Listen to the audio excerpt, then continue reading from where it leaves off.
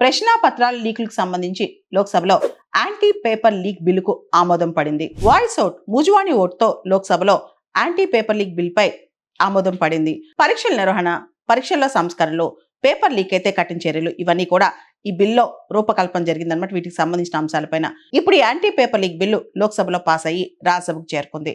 కేంద్ర ప్రభుత్వం లోక్సభలో ప్రవేశపెట్టిన public examinations prevention of unfair means amendment bill 2026, దాన్ని సింపుల్ గా యాంటీ పేపర్ లీక్ బిల్ అని పిలుస్తున్నారనమాట. ముఖ్యంగా రకరకాల పరీక్షలు, ప్రత్యేకంగా పోటీ పరీక్షల్లో అక్రమాలకు అడ్డుకట్ట వేసేందుకు ఈ బిల్లు చాలా కఠినమైన నిబంధనలతో ముందుకొచ్చింది. ఇటీవల జరిగిన నీట్ పరీక్ష లీకేజ్ వివాదం, దేశవ్యాప్తంగా జరిగిన గందరగోళం, వీటన్నిటిని దృష్టిలో పెట్టుకుని ఈ బిల్లును ప్రభుత్వం తీసుకొచ్చింది. పేపర్ లీకేజ్లు, పేపర్ కాపీయింగ్, ఇతర అక్రమాలకు పాల్పడే వ్యక్తులకు కనీసం 5 సంవత్సరాల నుంచి గరిష్టంగా 10 సంవత్సరాల వరకు జైలు శిక్ష పడుతుంది. అలాగే ఫైన్ కూడా, జరిమానా కూడా గరిష్టంగా 10 లక్షల రూపాయల నుంచి 50 లక్షల రూపాయల వరకు పెంచారన్నమాట. పేపర్ లీకేజ్ చేసిన వాళ్ళకి కనీసంగా 7 సంవత్సరాల జైలు శిక్ష, 10 కోట్ల వరకు కూడా జరిమానా వేస్తారంటే ఎవరైతే ప్రధాన నిందితులు ఉంటారో వాళ్ళకి 10 కోట్ల వరకు కూడా జరిమానా విధించే విధంగా దీనిలో సెక్షన్లు ఉన్నాయి.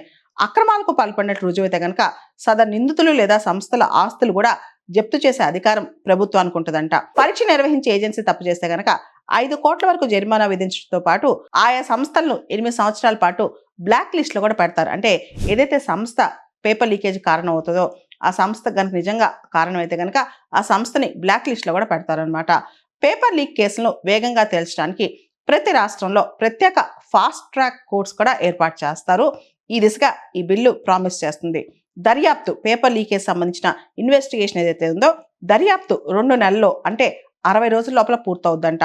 ఛార్జ్ షీట్ దాఖలు చేసిన 3 నెలలలోపు కోర్టు ఈ పేపర్ లీకేజ్ కేసులో తీర్పు ఇవ్వాల్సి ఉంటుంది. దేశవ్యాప్తంగా పేపర్ లీకేజ్ సంబంధించి జరిగే రకరకాల పరీక్షా మోసాలకు సంబంధించి విచారించడానికి కేంద్ర ప్రభుత్వం ఒక ప్రత్యేక టాస్క్ ఫోర్స్ కూడా మనం చూసాం రంగంలోకి దించింది. ఈ చట్టం ఏదైతే యాంటీ పేపర్ లీక్ బిల్ ఉందో, రేపు గనక చట్టం అయితే దేశంలోని అన్ని ప్రధాన పరీక్షలకు ఇది వర్తిస్తుంది.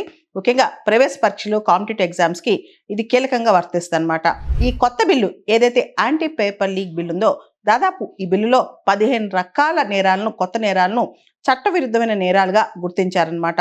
క్వశ్చన్ పేపర్ లేదా ఆన్సర్ కి లీక్ చేయటం, ఓఎంఆర్ షీట్ల ట్యాంపరింగ్ చేయటం, నకిలీ అడ్మిట్ కార్డులు సృష్టించడం లేదా ఫేక్ వెబ్సైట్ నడిపించడం, ఒకరికి బదులు మరొకరు పరీక్ష రాయటం, కంప్యూటర్ నెట్వర్క్ ని హ్యాక్ చేయటం లేదా కంప్యూటర్ నెట్వర్క్ లో ఇంటర్వ్యూ అవటం, ఇవన్నీ కూడా నేరాలుగా ఈ బిల్లో చెప్పుకొచ్చారు. ఈ యాంటీ పేపర్ లీక్ బిల్ అనేది ఒక అమెండ్మెంట్ బిల్ అనమాట. 2024లో వచ్చిన public examinations prevention of unfair means act 2024 ఏదైతే ఉందో దానికి సవరణ తీసుకొస్తూ ఈ కొత్త బిల్ ని తీసుకొస్తున్నారు.